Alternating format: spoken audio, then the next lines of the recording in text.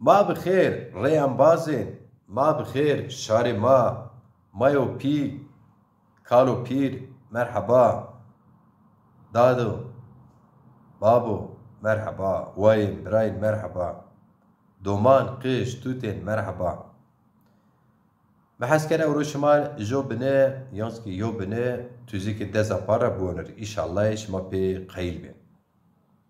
Merhaba kıymetli takipçiler. İstedim bugün Dezapar'ın tüzüğünde 2 paragraf size giriş bölümünü okuyayım. Demokrasi Zaman Partisi'nin amacı ve karakteri. Demokrasi Zamanı Partisi Dezapar, kaybolma sürecine girmiş bulunan Zaza dili ve kültürünü korumak, geliştirmek ve geleceğe taşımak amacıyla kurulmuş bir siyasi parti olarak hedef kitlesi tehdit altında bulunan tüm dil ve kültürel gruplar ile milli gelirden en az pay alan kesimlerdir.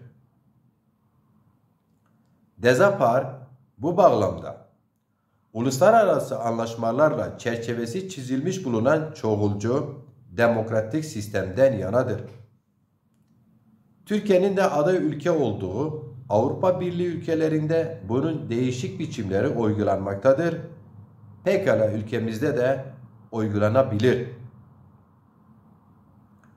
Partimiz bu anlaşmaları savunur ve gerçekleşmesi için de mücadele eder. Partimiz Türkiye'nin uluslararası anlaşmalara koyduğu şerhleri kaldırması için mücadele eder.